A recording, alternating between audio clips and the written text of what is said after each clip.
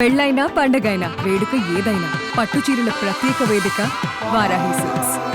But Anand ఒకటైతే open గా చెప్పండి, చిన్నప్పుడు చాలా మంచి అవకాశాలు, చాలా పెద్ద సినిమాలు, చాలా పెద్ద హీరోలతో మంచి అవకాశాలు నాకు స్క్రీన్ మీద షేర్ చేసుకోవడానికి ఛాన్స్ దొరికింది. బట్ కాలక్రమేణా పెద్ద అయిన కొంది ఒక హీరోగా ఎంట్రీ ఇద్దామన్నా, ఒక మంచి సపోర్టింగ్ యాక్టర్ గా వేరే సినిమాలలో లైక్ చరణ్, అల్లు అర్జున్ ఇలాంటి వాళ్ళ సినిమాల్లో చేద్దాం అన్నా కానీ అంత సపోర్ట్ లేదు, అంత మంచి క్యారెక్టర్లో ఎవరు నన్ను పిలవట్లేదు అని అక్కడ ఇక్కడ చెప్పుకొని ఆనంద్ చాలా టైమ్స్ బాధపడ్డాడు నేనా అనేది నిజమా?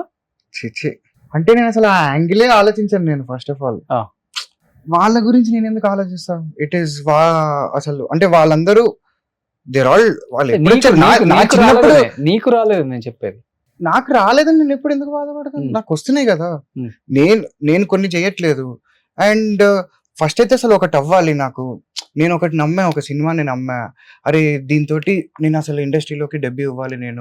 నేనంటే ఏంటో అసలు అంటే ఎలాంటి కైండ్ ఆఫ్ వర్క్ నేను చేయగలుగుతా, నేను ఎంత సిన్సియర్గా ఉన్నా నా వర్క్ టువర్డ్స్ అనేది తెలియాలి జనాలకి అని చెప్పి నేను ఒక సినిమాని నమ్మి నేను చేశాను. నేను దాంట్లో నాకు టైం పట్టింది. ప్రూవ్ చేసుకునే మంచి అవకాశం అని అనిపించింది అది మీకు? Yeah definitely. ఎందుకంటే ఇప్పుడు ఇప్పుడు మనం దేనికోసం అయితే నమ్మి మనం మనసు పెట్టి పని చేస్తామో ఖచ్చితంగా దాని తాలూకు రెస్పాన్స్ జనాలకి అది కనపడుతుంది స్క్రీన్ పైన. అది ఎలా అయినా ఉండని, అది బాగుండి బాగాలేకపోని అది ఎలా అయినా ఉండని.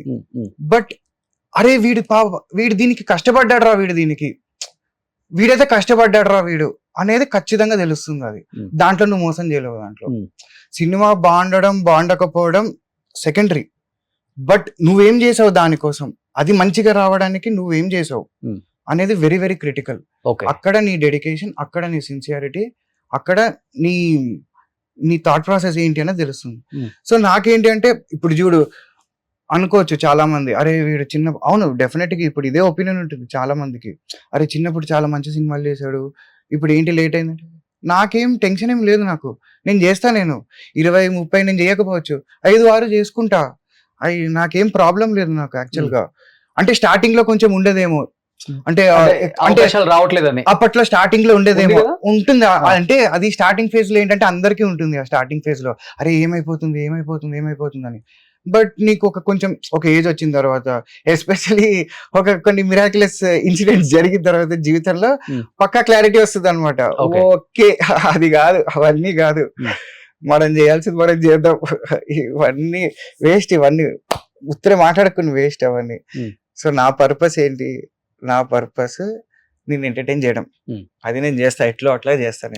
నాకు వదిలేసే అది, దట్స్ ఆల్. నేను చూసుకుంటాను. కామెడీ ఇలానా లేకపోతే యాక్షన్ అలా ఉండదు, వేరే ఉంటాయి. అక్కడ చూపిస్తా. నువ్వు ఇంతకన్నా చూసా ఫ్రస్ట్రేషన్ అది అవి అక్కడ చూపిస్తా అనమాట. అంతేనా? అంటే ఆ కాన్సెప్ట్లు అవి బేసిక్ గా ప్రశ్నలు ఉంటాయి. అవి చాలా వరకు నువ్వు గుండెల మీద చేసుకుని ప్రశ్నిస్తే నీకు అర్థమవుతుంది నేను అడిగేది ఏంది అని. సో చూద్దాం, అప్పుడు ఆ టైం రాని, ఇప్పుడు ఎందుకు మాట్లాడదాం.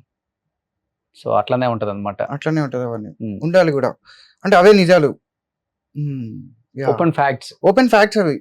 నీకు తెలుసు, నాకు తెలుసు, నువ్వు బయటికి చెప్పు, నేను బయటికి చెప్పాను, అంతే. That's all. మొక్కలు చూసుకుంటే అని ఒక ఎక్స్ప్రెషన్ ఉంటుంది అంతే.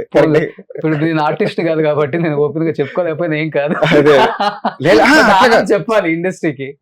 అంటే అవి ఇండస్ట్రీకి తాలూకు క్వశ్చన్లు కావు అవన్నీ. విత్ రెస్పెక్ట్ టు లైఫ్ అంటున్నా నేను. ఇండస్ట్రీ చిన్నది, దాంట్లో లైఫ్ అంటే ఇండస్ట్రీ సినిమా ఇదే కాదు కదా. అసలు యాజ్ ఏ హ్యూమన్ మన బేసిక్స్ ఏంటి అసలు? మన ఇద్దరం ఎప్పటి నుంచి తెలుసానా? 3 ఏళ్ళు అవుతుంది, 3-4 ఏళ్ళు అయిపోయింది కదా. బట్ అప్పటి నుంచి ఇప్పటి వరకు కూడా నువ్వు సినిమా అంటేనే ఇష్టపడతావు. సినిమా గట్టిగా కొడతా. ఈ రోజు కాదేమో, రేపు కాదేమో, ఎల్లుండి కాదేమో, 10 ఏళ్ళ తర్వాత కొడతా. నాకు ఓపిక ఉంది, నాకేం టెన్షన్ లేదు. ఓపిక ఉండాలి, అంతే. That's all. నువ్వు నన్ను తీసుకుంటేనే కదా నీకు తెలిసేది నేను అప్పుడు చూద్దాం. సుమన్ టీవీలో మీ పర్సనల్ అండ్ బిజినెస్ ప్రమోషన్స్ కోసం కింది నెంబర్కి కాంటాక్ట్ చేయండి.